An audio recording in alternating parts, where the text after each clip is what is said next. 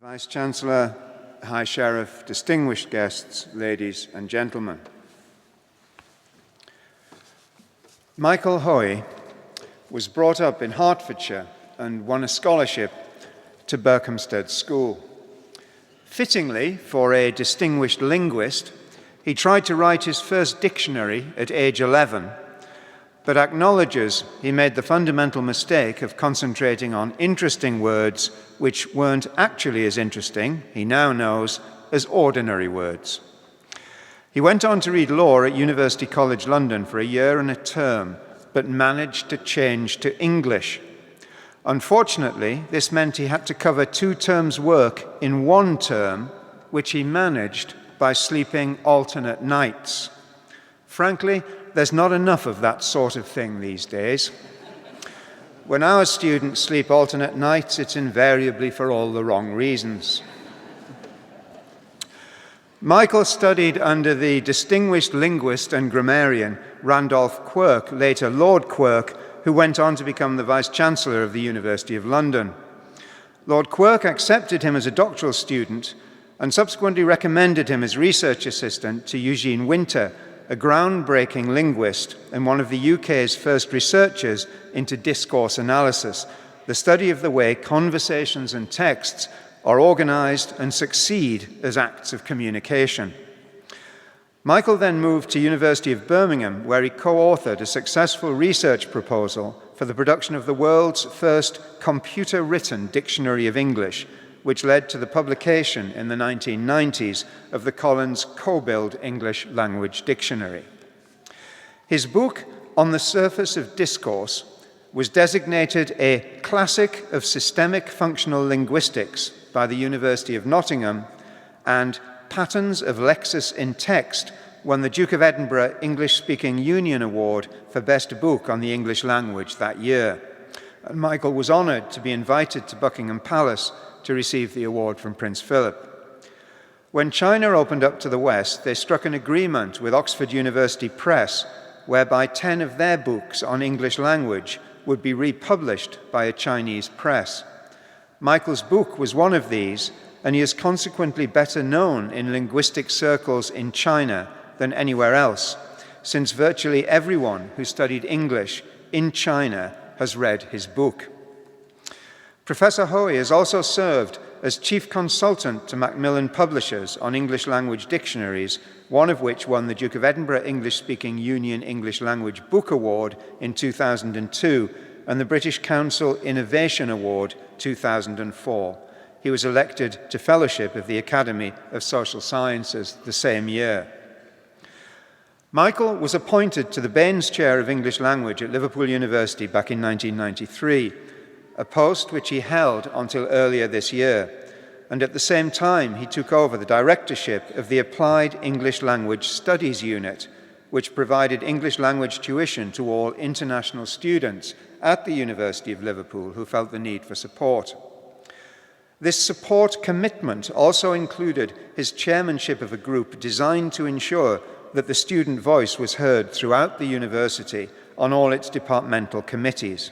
And one of Michael's proudest moments was being given a lifetime award for his services to the student body at the annual Student Guild Awards ceremony 4 years ago.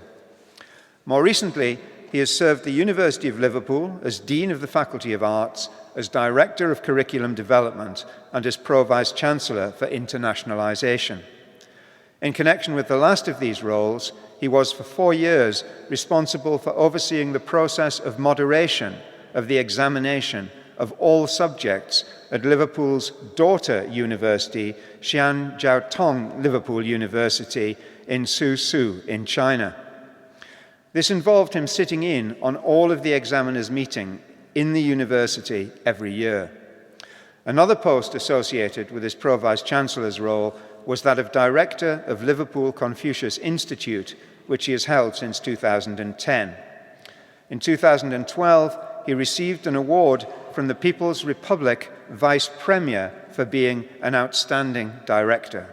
In his capacity as Pro-Vice-Chancellor for Internationalisation, Michael has spoken on international issues in Thailand, Singapore, China, Colombia, Hungary, Belarus, and has visited 18 other countries as diverse as Iraq and Rwanda. He's also lectured on linguistics in 40 further countries, which I'm not going to list. He's currently working with a Chinese publisher to produce a corpus-driven advanced learner's dictionary of Chinese and is editing a book on the internationalization of universities. Michael was, until recently, a member of council of this university, a post he held with distinction for some 14 years, and he's been a great friend and supporter to us. He has been chair of a constituency Labour Party, a church warden, a member of the West Midlands Arts Council, a president of a philatelic society, and the editor of a campaign for Real Ale magazine entitled Ale and Hearty. In this last capacity, he published a guide to the real ale pubs of Southport and District, which sold out faster than any of his linguistic books, and he suspects was probably read with greater pleasure. He was recently elected, with his wife Sue, to the Circumnavigators Society, the membership of which need to have shown themselves to be independent travellers who have gone round the world at least once. Michael and Sue have in fact been round the world 3 times, returning from their 3rd circumnavigation only recently, and between them they've visited 100 countries. Exactly 100 countries, because I called for a recount. Michael claims his most important non-university roles are those of husband to Sue, father to Richard and Alice, and grandfather to Louis, George, and Samuel. He doesn't claim to be a success in these roles, but assures me he enjoys them immensely. Vice-Chancellor, for his outstanding contribution to the University of Chester during his time as a member of the University Council, in the name of the Council and of the Senate, I present to you for admission to the degree of Doctor of Letters, honoris causa, in this university, Professor Michael Hoey.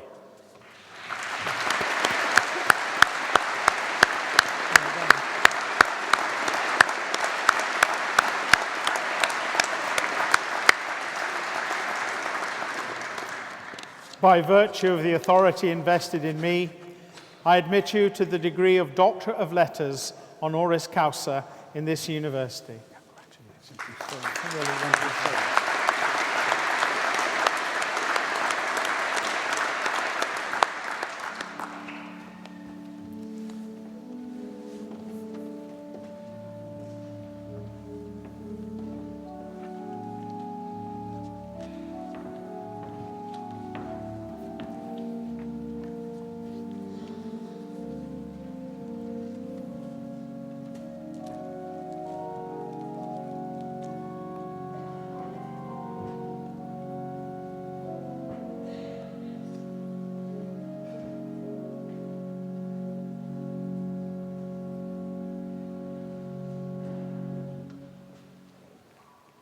It gives me great pleasure to invite Professor Michael Hoey to address the congregation.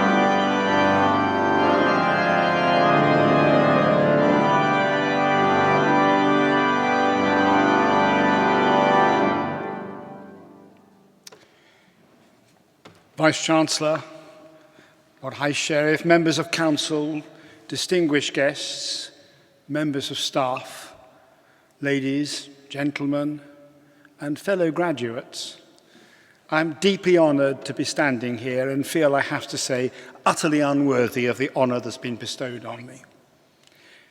To be honest, I was a bit suspicious at first. Believe it or not, I live in a house called Gumbarra House.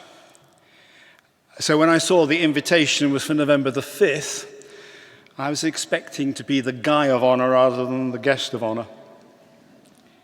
However, I am actually truly very, very happy with this. The reality is, of course, far better. I'm receiving a wonderful degree that I've absolutely done no work for whatsoever. My wife says much was the same was true of my first degree as well. I am, though, truly humbled to have received an honorary D.Litt from a university as fine as the University of Chester is, a university which I greatly admire and which I am hugely proud of being connected with. And I thank the university and former fellow members of council that have approved this, because doing so has given me one of the finest days of my life. I have to say at this moment that I am actually working from an iPad rather than from paper, and as technology always does, it has frozen halfway through my speech. So I shall now improvise from now on, but I know exactly what it is I wanted to say anyway, and that is that the university has a generous fiction, which is that they are honoured by my acceptance. And of course, the truth is the other way round. It is I who am hugely honoured by their offering me this degree. They claim to be proud that I've accepted it. I am deeply proud to have it. And the same thing is true of you. The university is very proud of you. They're proud of the hard work that you put in to get those degrees that you have. And believe me, the standards are rigorous here. No one gets a degree here who doesn't deserve it. So you have all thoroughly earned that degree. And they will be proud of you, the university will be proud of you throughout your careers. Some of you will become famous in your fields, and the university will be greatly proud of you. Others of you will do quiet good. And your work may not be noticed outside your immediate circle, although it will certainly make the world better. And the university will be proud of you also. But in the same way, I hope, you will be proud of the university you got your degree from, as much as I'm proud of my degree. You will be proud as you learn of all the new things the University of Chester does, because believe me, this is an excellent university. It's a superb university. It's making huge strides in all sorts of directions, exciting new ventures. You will be proud of it over the years. And I hope you keep that pride in your hearts throughout your lives. So you will be great successes. I don't feel that I have been any more successful than anyone else, and I feel in some ways a fraud standing here, but I accept the degree on behalf of all the other members of council I worked with, any one of whom would have been equally worthy of receiving an honorary degree, and all of whom work in their different ways to assist this university to go from strength to strength. And I hope you will, in your own lives, go on and be exciting in your worlds, whatever those worlds turn out to be. Now, one of the great advantages of being old and grey is that you're allowed to give advice. Doesn't mean anyone wants to hear it, but you give it anyway. And I want to give you some advice, but it takes the form of a true story, a traveller's tale. And the public orator mentioned the countries that I've been to with my wife and quite often with my children. We've done some amazing things. We hired an Indian guide to take us down a tributary of the Amazon. He was mad, and it was a a bit scary. He had a machete which he couldn't stop using. We've stayed with hill tribes in Thailand who believed that, that spirits came and ate your excrement, and therefore there was no toilets or washing facilities. You had to go to streams to do the simple things. We have hired a car and driven through the swampland of Brazil. We've been held up by bandits in Costa Rica. But one of the most extraordinary events was an event I'm going to tell you and then draw some moral conclusions from. And I was in Ecuador. My wife and I were flying to Ecuador to go into the Ecuadorian jungle to stay on a reservation of Native American Indians, which was used to go out into the jungle and see the wildlife.